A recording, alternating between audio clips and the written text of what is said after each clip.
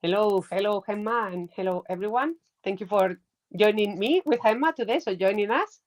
Um, and we are here, Gemma and myself, today to discuss the leader's journey. And Gemma and I have discussed a few times in the past in private conversations about leadership and being a leader and being a manager. We decided to share with you our own experiences as leaders and our thoughts and I guess things that have helped us on the journey and also things we have seen help other leaders when we have worked with them. So, well, let's get going. And if you don't know me, my name is Amaia and I'm Spanish based in UK, in England. And I work with teams and leaders to support people wanting to come to work every day because of what they can do together. And that involves team development and leadership development. And I'm here today with a good friend, Gemma. Gemma, tell us a little bit about yourself. Hello, Amaia, and thank you for having me. I'm Gemma, and I'm also from Spain, even if we didn't meet in Spain, but I think we'll explain about this later. I've been a leader for over 15 years now. It's been a while, and I'm also supporting other leaders and teams to work better, to find a way to connect better. And I'm very happy to be here with you today, and let's see where the conversations go. Ah, nice. And actually, you were saying we didn't meet in Spain, Gemma. So how did we meet? That's actually, if you believe in coincidence, very, very interesting, right? Because I think, correct me if I'm wrong, but I believe it's one of these courses we're having together. And it was maybe my first session. You were already there. And when I joined, I think the mentor commented something about me coming from Berlin. And then you mentioned, hey, I'm going to Germany, to Berlin as well next week, or something like this. And as a good leaders, we took action very quick and made an appointment. I like that. I like that reflection on leading. Leading involves taking action when there is an opportunity. And actually, why are you interested in leadership, Gemma? Let us know. I never thought that I would be a leader, to be Mhm. honest. I think it's a quite common path that people has, that you are good at doing something. In my case, it was accountancy. And when I moved to Berlin, we were building a huge service center, and I was not really promoted. And I believe that happens to a lot of leaders through the time, so that you are good at doing something technically. And because you bring good results, you're good on prioritizing your task, good at executing, you are promoted to leadership. But it's not automatically the same, right? I don't know how you see that. I was thinking exactly the same because my journey to leadership and the journey of a lot of people I know, it has been kind of that one. In my case, I was a telecommunications engineer working in tech. And so I think there are two types of leadership, the official and what happens in real life. So I joined teams as an individual contributor and led activities, projects, initiatives. So I was a leader that took action and said, hey, this is the support. My case was like, there's this that needs doing. I'm gonna lead it. And to be honest, I think it was even when I was a child. It came to me in maybe with other children, organizing how we were playing, what we were playing, and things like that. But then the official leadership roles, the ones that come with a job description um, and are associated to a title, was you are a good engineer. We need a manager for engineers. We need a leader for engineers. So there you go. an opportunity for you. Especially in my case, I specialize in specific technologies through my career, and when they needed a leader for a team in that technology, there were not many of us out there. So yeah, it's exactly the same role. You have been good at this, so now you can lead and manage people that have been that are experts in that But technology. there isn't actually like a career or something like this where you study leadership. I mean, we have also, being both from Spain and more or less same age, I believe, we have, I don't know, administration or business administration, which is about managing companies, but it's not about leading a team. So where do you learn that? And then you are there, you've been promoted. I don't remember exactly the first day as a manager, but I do remember this fear of, okay, now, and back then I was much younger, of course, and I had to lead people that were older than me. So that was quite interesting. And there were a lot of fears inside about how do I deal with this? Will they follow? Will we have some conflicts or what's expecting me? And I guess there is a lot of people facing this situation right now, probably. And I think uh, in some cases, it really, I guess it depends on the industry. I do remember that my first role as a manager leader, I just discovered that that was part of the role the first day. So I was not even discussing the job interviews or anything like that. So Interesting. yeah, and I don't know if it has to do with the size of the organizations or with the importance that is given to the role of managing and leading people. It was a small team, only 2 people, but nonetheless, 2 people. So it's quite. Luckily, it was just 2 people. Later on, when I applied to roles of leadership, it was slightly different. But I must confess, you have asked where do you learn to lead, and if you were to ask me, actually, my definition of what being a good manager and being a good leader, and for this conversation, let's assume they are the same thing. They might or not be, but for the time being here, let's assume it has changed over time. I think when I at the beginning when I was leading teams, I'll give you an example. I really wanted people to be willing to be in the team and be happy. And for me, when someone was wanting to leave the organization, I had failed as a manager because a good manager should be providing the opportunities for people to grow in the role. Later on, I did realize that there is always so much in my power within an organization to give a space for people to grow the way they want to grow. And actually, Absolutely. I realized that actually the success for me was people have done their best here, and here has these boundaries, and this person is clear on what they want next, and unfortunately, it's not here, but they live proud of what they have achieved here. Um, will recommend to be here. And for me, that's a big one of the biggest changes I have had as a leader from when people leave to see as something that as a failure, so to something as the opposite. And of course, it's always a when I studied the master's in neuropsychology, we said there is no leader without followers. You don't have a coin with a single side. So you cannot take all the responsibility of anything, the good or the bad.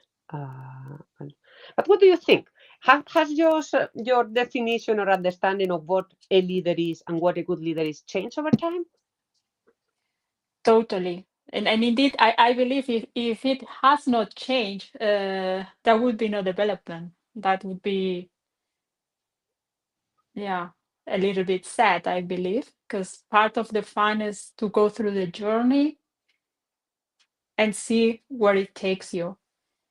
And to what you just said, I remember a mentor of mine just saying like, yeah, but this is not a spa, it's a company. Because I believe that was a common worry of all us new managers about wanting everyone to feel happy and comfortable and always smiling and satisfied. And there's only so much you can do, and you are also not a psychologist or responsible even for personal lives uh, into the deep, no? I mean, to a certain extent, there is so much you can do, and you can really impact lives and make a change, but you are certainly not responsible for every little detail.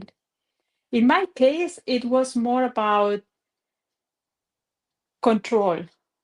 Oh, tell me more. And I wanted everything to be perfect. And I was thinking if I do it myself, it will be quicker. And it was difficult to trust.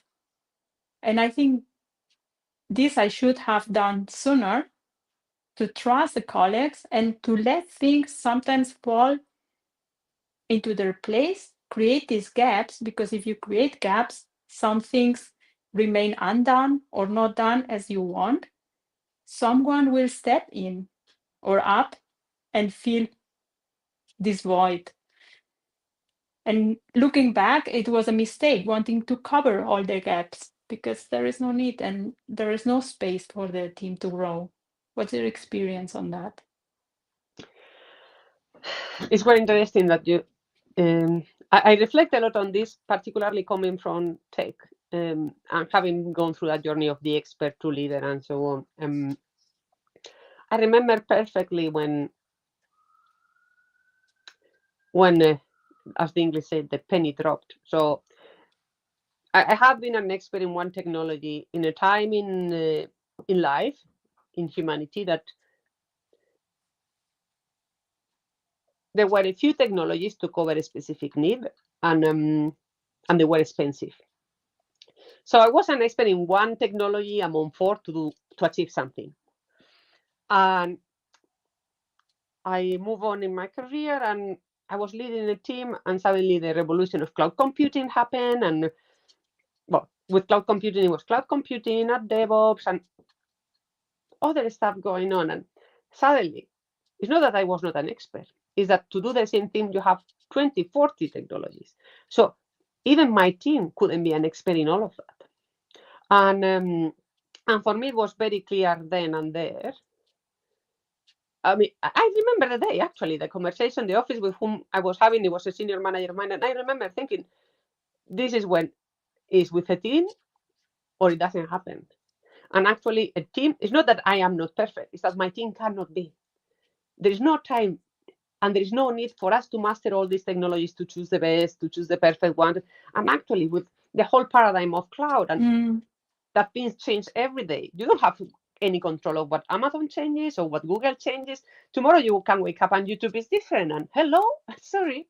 So There is so much truth in that.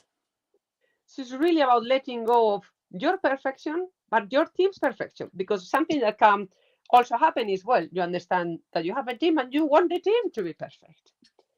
And then you are extending your perfectionism and ambitions uh,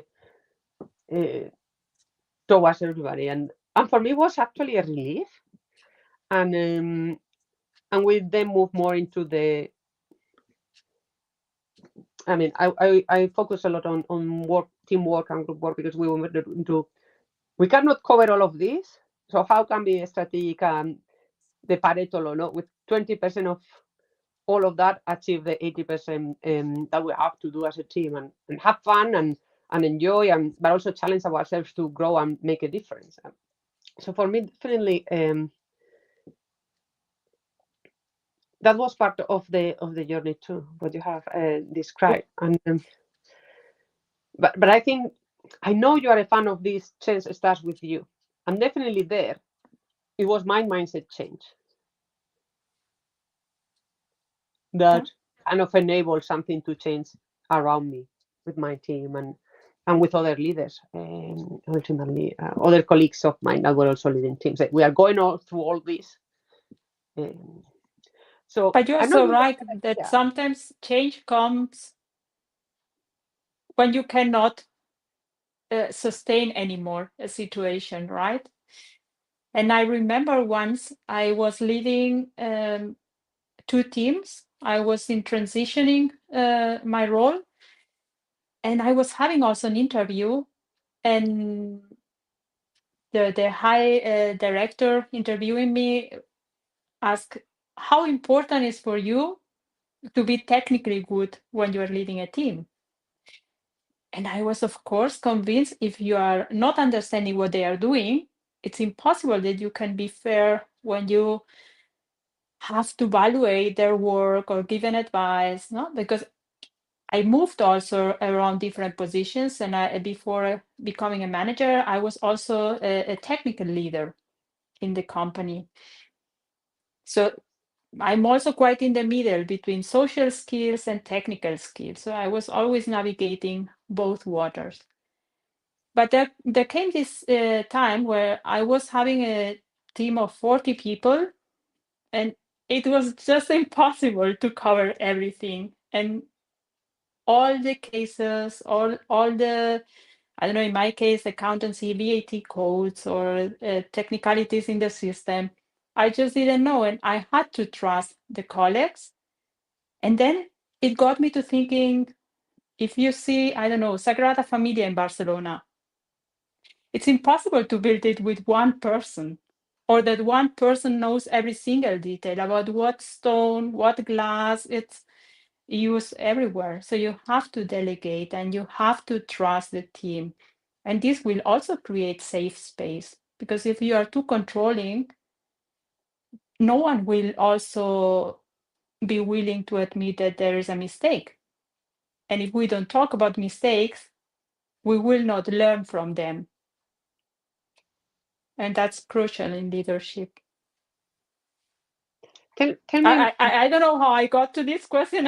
that's okay. That's okay. And I was thinking because um, it's easy that we say it, right? Oh, you should, and uh, and that you have to learn and learn from mistakes. And I don't think, I mean, I believe that people want to do their best. People are not going to the office to bother others. People are not going to be a pain. People are not going just to waste time. I choose to believe that. I think the majority of people are like that, and particularly maybe in our area that we have been more in office kind of work on, um, and we know more. I don't.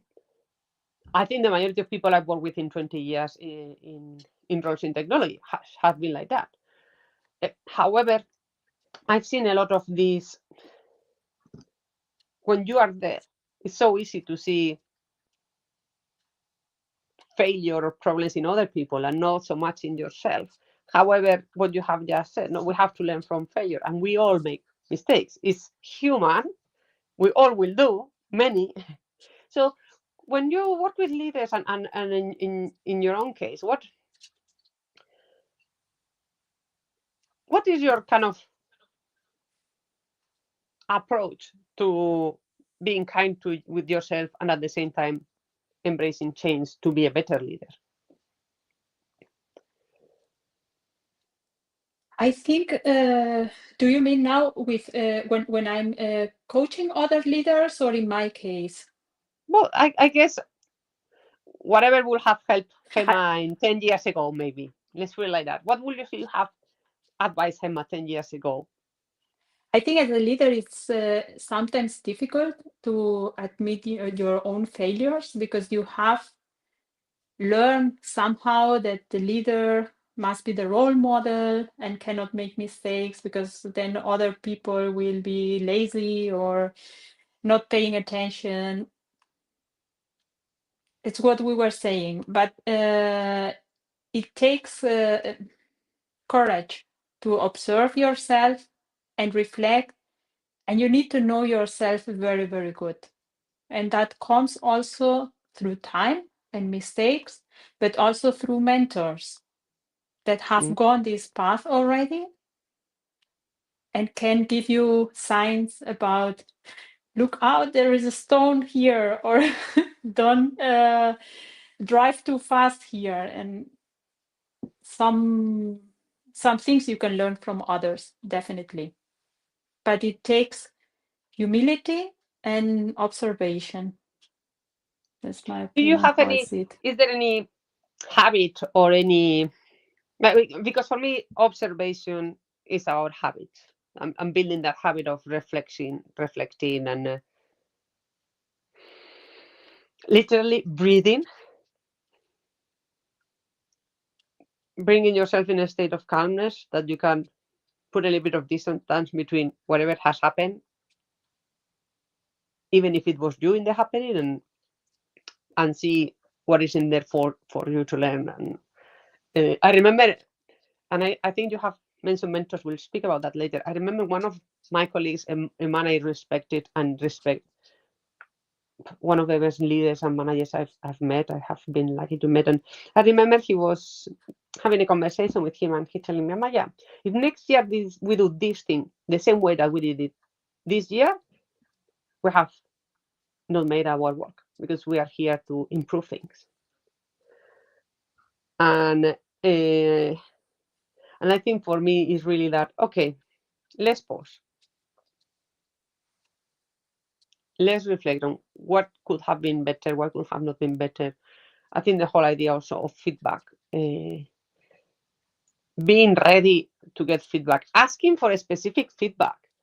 I think one of the big mistakes, well, we were not supposed to speak about feedback today, but I'm putting there because it's something I have so much. Like, Tell one of me, how am I? That's the I'm worst question. Give me feedback. now give me feedback about what I have done the whole year. I mean, I love Radical Candor as a book, not only because of the framework, but more because of the stories, the real life stories of the messiness that it is to be in a team, leading or not leading, to work with people. And I think you have to be clear on what you need or want to learn and are ready to learn and take action on. And people also have to understand that that's where you are right now. They maybe want to provide feedback on something else, and it's okay to be open, but you have. I think we have to be very specific. And if it's Gemma, actually, right now I'm really focusing on, I don't know, improving my communication with my peers at the same level. So how will it work for you that you're my peer, that we work together? So that's the feedback I want. I don't want feedback on my PowerPoint skills. I don't want feedback on my presentation skills. So, I mean, this is That stupid brings question also because I'm correcting. focus as a keyword, no? Yeah, yeah, and it takes something that also I think it's important, and I know it's a topic you like, which is active listening and vulnerability. So tell me more about that. Why? Because that focus is actually that active listening. You were now talking about communication, and thoughts are popping in my head, right? And I'm trying to focus on my listening, because I know I have a very creative mind, and I start wandering in my thoughts and getting lost. And people think, listen, it's easy, but it's not. And it's so exhausting when you do it well, right? So I think one of my goals that I try to repeat over and over, because you have to practice, it's active listening. And talking about what you just said as well, about being present and the breathing, how it brings this focus. And okay, I don't think now about what email I have to write later, or who I have to call, that I'm here for this person. And what a present is that. But how difficult is it sometimes? So difficult that sometimes you even have to say, let's stop now, because I'm not ready to listen you carefully. So let's reschedule this, because I'm very interested and want to give you the proper attention that you deserve. Ooh, that's very powerful. One has to be very assertive to say that, and the other side is very kind to the other person, because we like to be listened to. It's quite interesting because I don't remember the percentage, but it's like, I don't know, in a conversation, there was like a very small amount of what I said someone will remember. It was not me particularly, but in general, we don't hear everything that is Was it said. 5% or something? It was ridiculously small. Yeah. And if you take notes, I think it goes a bit higher, but it's, yeah. And then from what I say and what you understand, or the other way around, there is also like huge differences. So Do you that's have also part on the active listening, sorry, where you ask to make sure that you are understanding. So give back what you understood, that the other person can also say, yeah, that's what I meant. Because it seems ridiculous, but it's not. There's a lot of noise in the way. and actually, I guess then it depends on the type of people, how well our brains works. Every person is different. Um, but sometimes when I'm talking, I say something, and when someone plays it back to me, I realize something new about it. You saying it, me saying something, generates a certain thought process and ideas, and listening it back. It also helps my own thinking, uh, and it's quite interesting. Do you have any example when you have like listen actively that you know has made a difference to the person?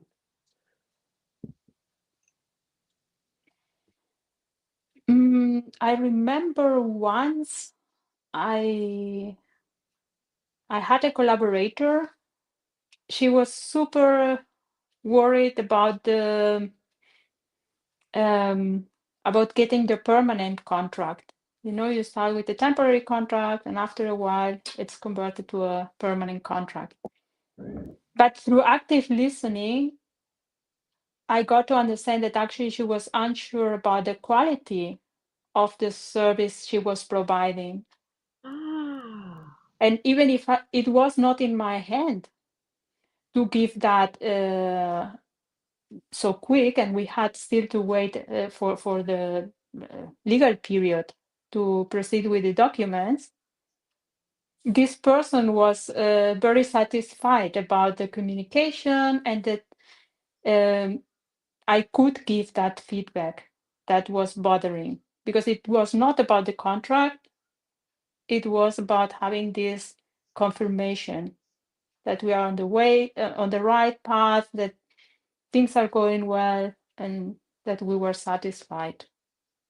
so Yeah, see, that the stayed with person me. needs more reassurance about the Exactly. quality of their work, and that And for the person having the contract meant the quality is good, but you can also say it with other words or even other activities. You can give also some responsibility in some little project or something coming up in the team, so that the person feels, okay, yeah, they trust me.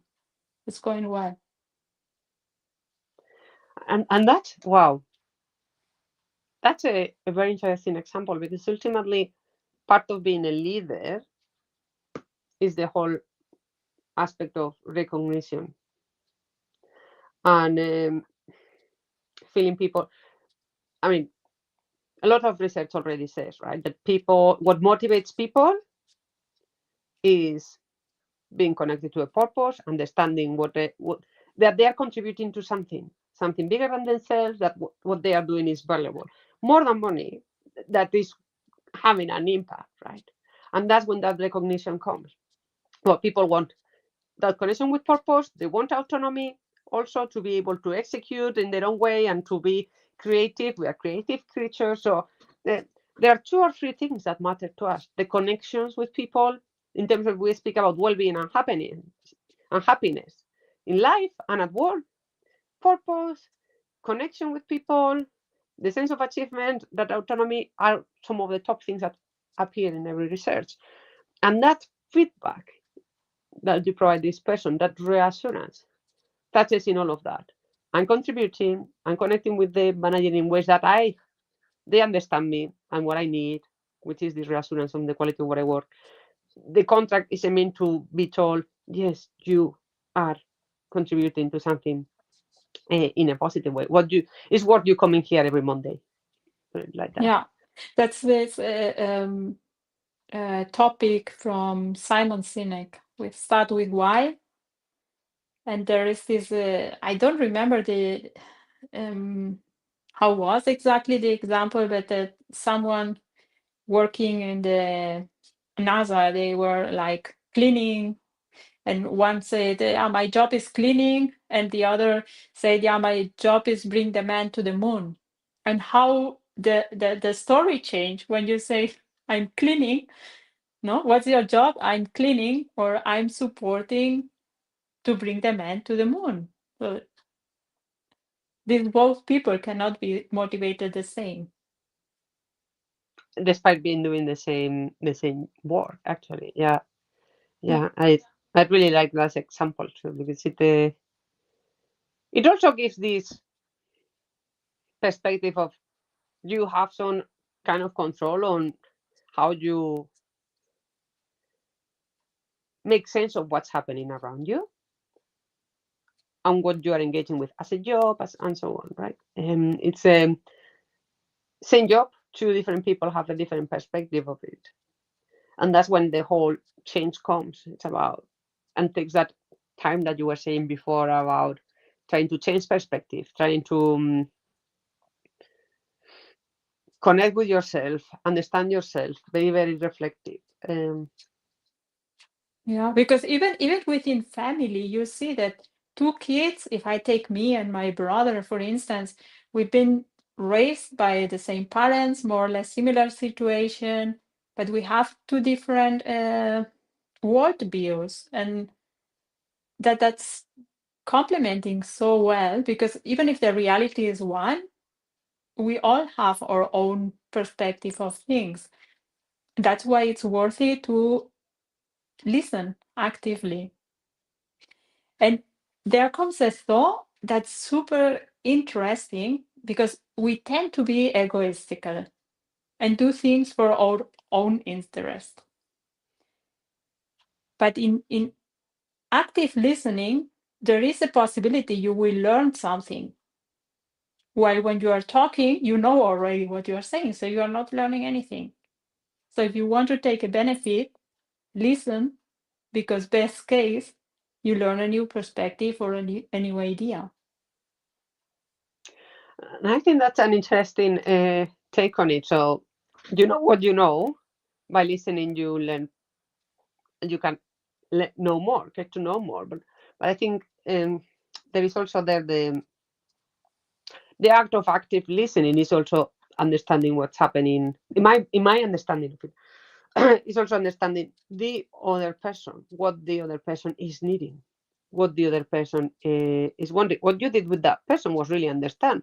She was saying, if you were by the words, she wants to know when her contract is. But what she was not saying, that she really wanted, that you understood because of how you listen, is reassurance on the quality of her work. So Mm. going back to what you were saying, well, we try to be egotistical and put ourselves first. Um, if you understand what people around you need and want, um, it's very likely that it's going to be in your advantage because you will be able to work Absolutely. better with those people, and not because you take advantage of them, but because you understand what they are. Hopefully, you understand where you are, and you can work with that. What you have said before, right? Look, right now, I cannot have this conversation. It requires much more from me, but I want to listen to you. So let's book it in a time that works for both of us. And I think it was a really good well, it was a good leadership act there, no, to not allowing people, well, not allowing people, no, giving quality to people and saying, right now I'm not in the space to give you what you deserve. Mm. It's a I- And it, it's also, I'm reading now here vulnerability, no? Also saying, no, I'm now not at my best. I cannot. And that will allow also these people to tell you back when they are not at their best that this happens. We are all humans and have our ups and downs. And just normalize that this happens and take out this pressure of having to deliver and being perfect and on point, because that's not real. And actually, something, the whole point of vulnerability you are saying there, because going back to something we have discussed earlier today, the whole idea of saying as a leader, I cannot do this by myself. We have to do this as a team, or we need to partner as a team. It can be your team, it can be colleagues, but I cannot do this by myself. It's bigger than me. I think for me, it has been one of those things that is a challenging situation for leaders to be open to that, because everybody speaks about collaboration and working together. Um, but being a leader, and particularly in senior levels, my perspective is that it can be very lonely. And and at the same time, as you have said before, this is too big. I cannot do it. As the expert, I couldn't do it. In that team with 40 people, you couldn't do it. And it could be seen as vulnerability. From my perspective, I see it as quite the opposite. I see it as being quite confident and realistic, because we are True. here for the long run. So there is only so much you can take on sustainably for you and for your team. When there is something big to be done, I cannot do it by myself. We have to do this together. I'm here to lead and support that we as a team achieve this. And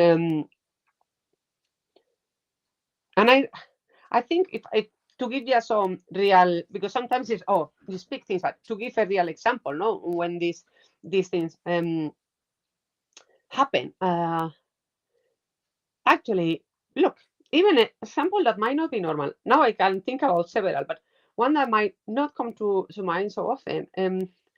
I was leading a team and we needed to hire a lot of people, and I was in charge of the right job descriptions and scheduling interviews and make some of the decisions. I couldn't do it all by myself, and it didn't make any sense. So I got my team, particularly the senior people, at the beginning, and we decided how we wanted the process to look like, how many interviews, what the people should do before as homework, and what happened during the interview. And actually, my team, one person in my team said to me, Amaia, we did a few interviews, and they said, Amaia, I'm not confident on I'm the best I can to do interviews. So we went through the process of going through some training and then discussing how we wanted to adapt our interview process. And that meant that at some point we were interviewing one candidate and we were 5 people in the call. 5. Can you imagine? One and 5. And the people loved the interviews, really loved the interviews. And the feedback that we got is that some people were deciding to come to work with us because they felt so well in the interview and they saw the team that was connected and the team that was having a good atmosphere. But we really work as a team on making that hiring experience like that. I couldn't have done it by myself. The engineers in my team knew what they was a good interview for them. They knew also what they wanted for them as interviewee, but also for them as interviewer. And what they wanted their colleagues to be, what they wanted the colleagues to talk about or mention or discuss in the interviews or not. Of course, I come from different angles as a leader. Can I support this person in the development? And we evolve with touching soft and hard skills. And the beauty of creating that process, so leading the team to, I cannot do this hiring whole thing by myself. Let's come together. Let's find a way that works for us as a team. In a space of tech when we were hiring a lot and a lot of companies were hiring, made a difference. Then it's something different if your company can afford not to hire, but the hiring experience was outstanding. Then you can afford it or not, different thing. But from an experience perspective, I could have never done it as good if it was only by myself. And all the team was invested in those processes because they helped create them, so they were responsible for them. It's the same kind of thing. I'm committed Yeah, because I've done it and I'm responsible. that's what I wanted to add as well, that I love peer hiring because it creates another connection, and the team is so much more invested also on the onboarding and rooting for this candidate to work it out, no, and get through the trial period and everything. Yeah. I agree with you. They feel kind of responsible for that. And goes back to saying this, I cannot do it by myself, could be vulnerability. But on the other side is asking for help to your own team. For me is, and I think we discussed this also, for you is also kind of a strength. So being able and willing to ask for help. What is your thoughts on that? Asking for help as a leader. Asking for help is a sign of respect as well, right? I like that. Yeah, tell me more. If you come and ask me for help, what I automatically understand is that you value my criteria, my doing, and you feel like, hey, that's nice, thank you. So you are asking me for help and I'm thanking you mentally. It's a little bit crazy there. But it's true. I mean, we have to differentiate. If you have someone asking for help out of laziness because they don't want to take a minute on looking for a solution or something that's available, that might be not so productive. But asking for help in a genuine way, where you really want to improve and you have tried by yourself and you see, hey, that's not my strength, I need some support here. That's the best gift we can make to another human being, I think that's not very, only at work. no, I think that's very, very, is a sign of respect to the other person. So actually, when you're asking for something, you are giving something that is in general very valued by people, which is respect, right? I like that. And automatically it puts me also in a way, when you ask me, of responsibility and wanting to give you the best help I can. So I think it's a pretty powerful tool. Actually, you're making me think about that, no? Because there's this saying that people hate to ask for help, but people love to help others. And Yeah, that's crazy, isn't it? I mean, I haven't met someone who says, no, I don't want to help. I Mostly have we one like to example. I help. have once, and in fact, that helped me a lot. And it was Yeah. back to what you were saying, setting boundaries. No, I cannot help you right now because this is going on for me. Okay. And it was a senior leader, and remember it. It really taught me more than if we would have had the conversation I wanted to have. Because this is about know yourself, know your boundaries. If you cannot actively listen, if you cannot do it with quality, don't do it. Yeah, that's also true. I mean, of course, if it's not possible, it's not possible. But generally, if I can do it and I'm asked, I would tend to help. Do you remember any time in your career that you asked for help and that was massive for you in terms of a leader? Mm. I have a selective memory for positive things. So there might be a way. Uh, there must there must be some time where I asked for help and I didn't get it. Maybe you got it. But Maybe you someone. I Maybe don't a mentor. You remember. have mentioned mentors before, so maybe a mentor you have had. Mm. Sorry, you don't do that. This was not active listening. I spoke over her. Apologies, Emma. Oh, good. But no, I'm just thinking. Of course, there might be some time where someone didn't have the time, but I think I always got a hint or some direction pointing me. And sometimes it's also good that you don't get the help you want because it forces you to go yourself to ask to some other person and find a way. And then you feel also kind of proud, like, hey, I did it anyway. And here there's another word coming to my mind, networking. So important in business because this way you don't have only one door to knock on when you need help, but you may have more than one. And that's very valuable. So maybe that's also why I didn't feel like I'm depending only on one person. I honestly don't remember. So tell me more actually of that network of people. What, in your experience, what type of relationships have helped you more in your own leadership development, or which ones help people in leadership development? Mm. I'm thinking the questions are so well prepared because I was not expecting now talking about people when I mentioned networking, but very well done. I think what pushes us and elevate us is different depending on our perception as well. Because sometimes out of bad situations, we can also find some kind of strength in us, some kind of pride that pushes us to do it despite of, right? So I'd be careful about putting the responsibility on the people, because if Mm, that people is responsible to elevate me, it means that that people can also push me down.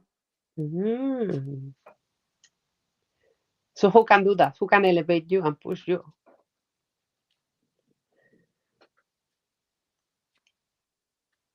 You were saying it, and I thought only I can do that. But is it true? Hmm. I think it depends on the moment. We are all human beings, and someday you are feeling more down, not so confident, and there comes someone with with a comment or something, and boom, brings you down. But then it's your task and your responsibility to reflect on that and say, hey, hold on. Do I want to give this person the power? And the same happen with people elevating you. Maybe you finalize a project, you achieve one great goal with your team, individually, whatever, and you feel like I could fly. I had 3 Red Bulls, but also there is our task to calm down a little bit and think, okay, I did that. I take the good, I celebrate, but I continue as well. And I'm not the king of everything and know things better than anyone. So you have to keep grounded for good and for bad. Yeah. How do you see that? Well, when I was thinking about, because you mentioned the networking and before you mentioned the mentor, so when I was thinking about who do you get around you, I was more thinking about what type of relationships help us. And sometimes it doesn't have to be long relationship. It can be as you go to. For me, it's all about. I have had really good mentors that were officially mentors. I have had some mentors that they don't know they have been my mentors. I know you are a fan of books, and I am too. And you mentioned Simon Sinek, and I don't know a couple of others. Adam Graham is an example. Brené Brown. Just reading or listen some of their books, listening to some of their content. It has really, for me, it's about who helps me see what I'm not seeing. And I actually looking into something now, I'm starting to have the habit of how could I understand this situation in 3 different ways. I want to. I like not to go with the first one, particularly when it's with relationships with people or exchange. No, what can be going on here? Are they not answering my email or my call because of not liking the content? There can be 3 things, and And for this is when I meet people or I read content from people that think very differently to me because of their life experiences or uh, because of what they have studied.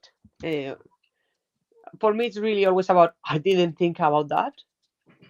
It would have never occurred to me. For me, it's like the mind blowing thing that I'm always looking for. Um, and I remember sometimes some other managers, some managers around me, leaders around me, who in special situations have told me something. And I remember my first manager ever, one of the best ones I had, telling me, I don't know, it was my first job, still at university, being an apprentice, studying work, studying program. And I was blocked to achieve something. And I think it took me some time to tell him. And he said to me, Maya, I'm your manager. I'm here to unblock you. If you cannot unblock yourself, you have to tell me. So that this was like, I need a laptop, something like that. Um, so that stick with me. My responsibility is to unblock what can be unblocked. It doesn't mean that I will solve it for them. Sometimes the unblocking is helping them to see a different way to approach things, a different way to understand what's happening.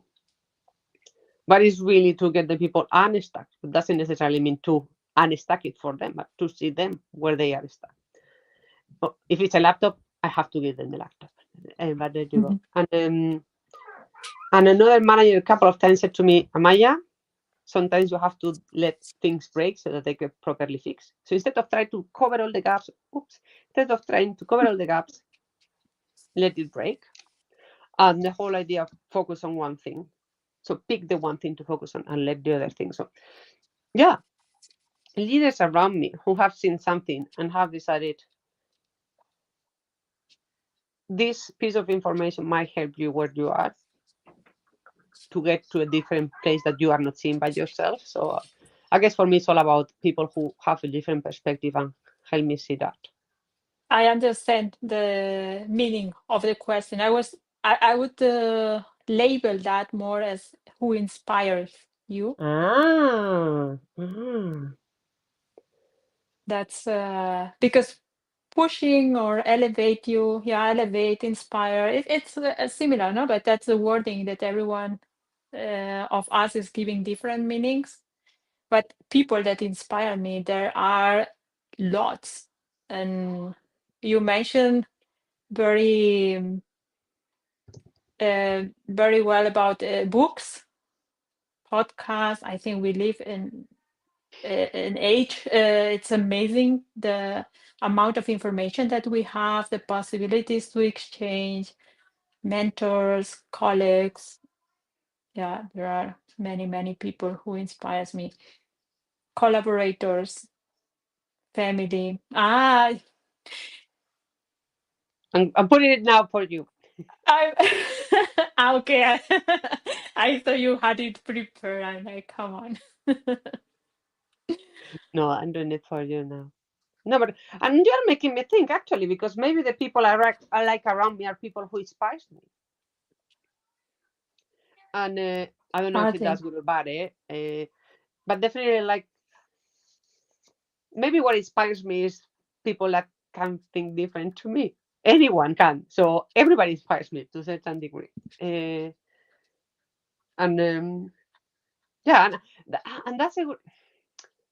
So one thing is who do you try to surround yourself by? A different thing is who inspires you, and but ultimately, depending on how you approach things, everyone has a message, or you can learn from everyone, from the baker, from the hairdresser, from the president of a government, from the nurse, from the I don't know, a spy, private detective, um, billionaire, monk. Uh, Sometimes there is to learn what to do. Sometimes there is to learn what not to do, and and and we see reflections of us in everyone, no? Even if we have a person we don't get along so much, there might be a message for ourselves. So it's worthy to reflect on that. Why am I feeling uncomfortable when I'm close to this person? So in the end, we are kind of the stars of our own film or life, no? And Our leadership journey, like the hero journey. Yeah. we live our way through and see life through our own eyes and interpretations and experiences that we have, and that's what's reflecting in everything and everyone around us. You're making me think. I listened to a podcast a few months ago, and so there is two Spanish guys who have a company. I think it's a close company, and they were interviewing the head of HR, and the head of HR. So they asked the head of HR, what advice have you provided to us? Let me look. Who are these guys? Oh, I know they are very famous. Something project. I look for it. But the head of it, they asked, what advice did you give us when you came? And the head of HR said, look, he told them, if there is an employee that you don't feel like going for dinner with or lunch with, that's the person you have to go with lunch to and with dinner to. That's the relationship that you really need to understand what's going on better. And thank you for that reminder. Have you have any of experience as having a tough conversation with someone that has helped you grow?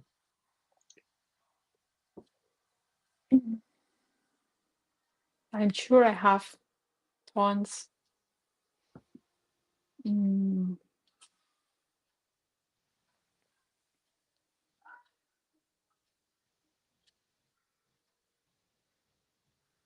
But you know the DISC method Yeah, for personalities?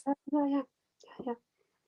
I think sometimes we experience tensions because opposites on this frame, no? People that I mean, if I'm very outgoing and alive and very social and very talkative, and I put this person with someone who is very structured, very timid, very introverted, they will clash, and probably they will not come along so well.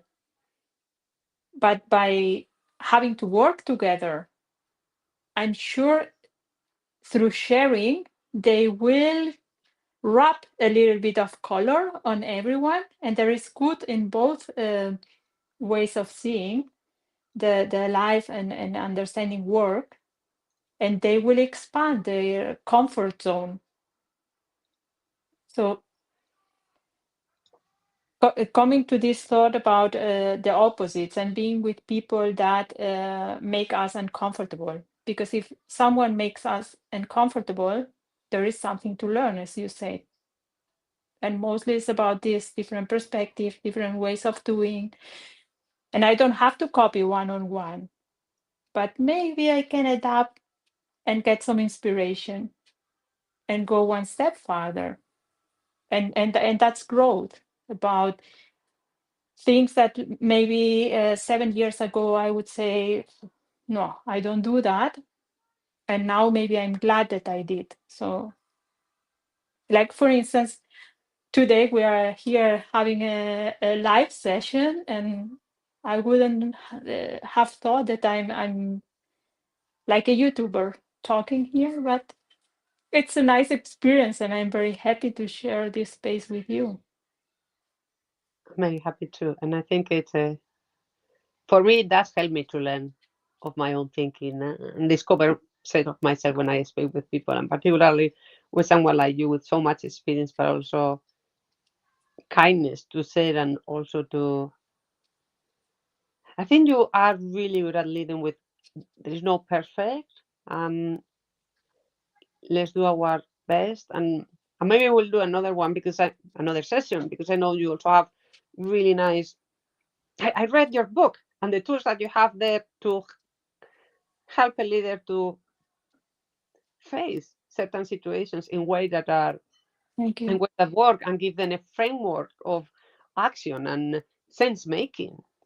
Because sometimes we don't know why things happen. We don't know what, and, and you can be, maybe as a manager, we can be very good at inspiring, but less good at managing difficult conversations about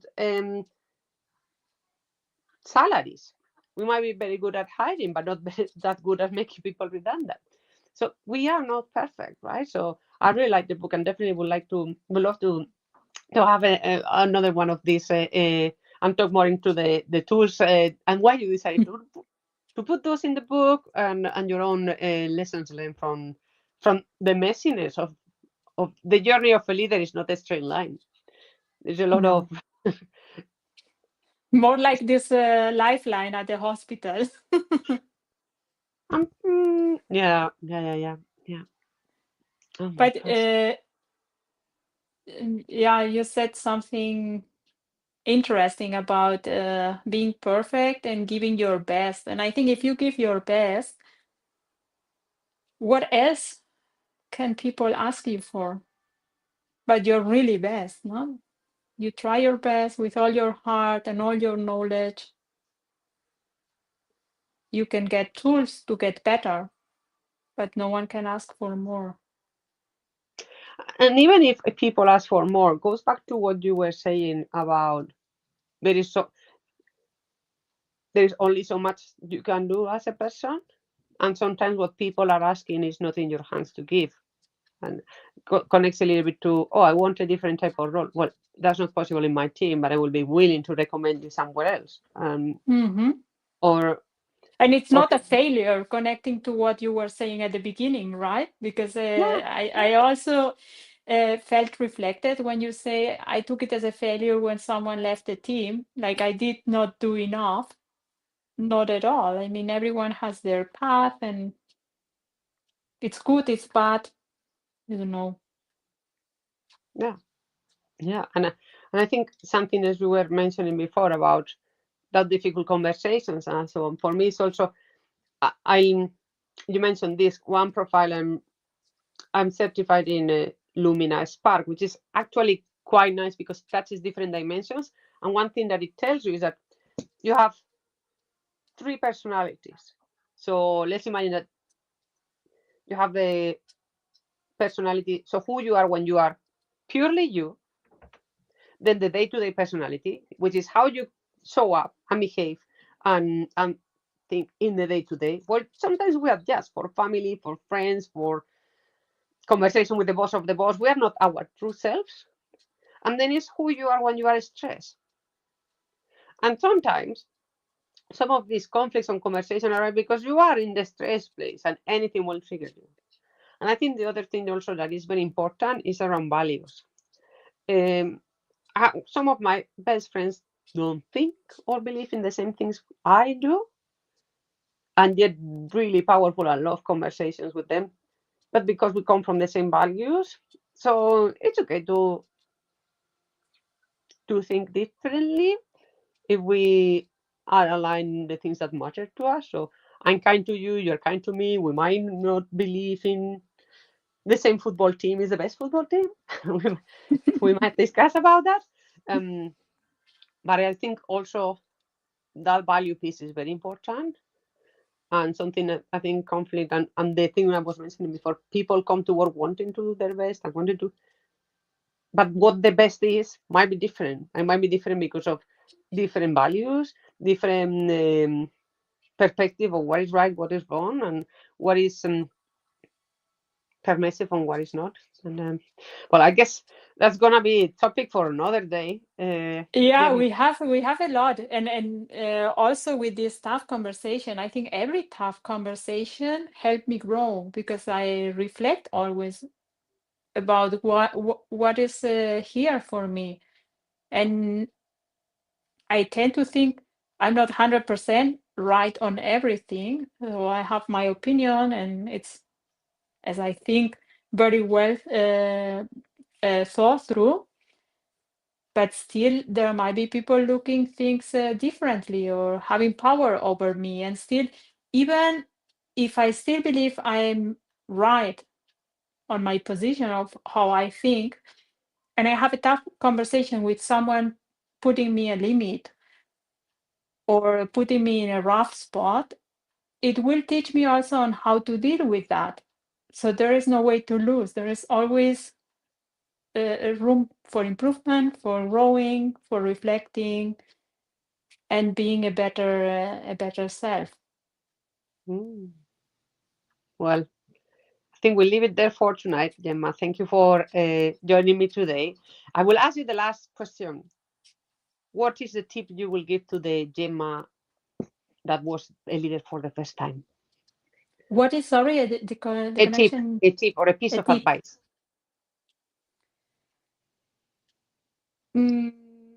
I would say don't try to do everything by yourself and trust it will be good. Thank you. Thank you, Gemma. Thank you very Thank much. you very much, Amaia. It's been very fun. My pleasure having you. Hopefully more of this in the future, now that we know you like it. And I'll put the link to your book in the comments in the YouTube for anyone who is interested in getting some of your very practical. Seriously, the book is full of practical advice, cover to cover. Yeah, and I really recommend everyone to start applying, because with my book or without it, but it's very easy tools that you can start testing and trying, but through practice you get better. Thank you. There's no way around it. Thank you. Thank you, Amaia. Thank you everyone for listening. Please leave Bye-bye. your any comment if you want to listen to anything more, go deeper into any of the many topics we discussed today. Today we went over many topics. If you want us to go deep in any specific one, please let us know, and hopefully Gemma will be again with us very soon. Thank you everyone. Bye, Gemma. Bye. Bye.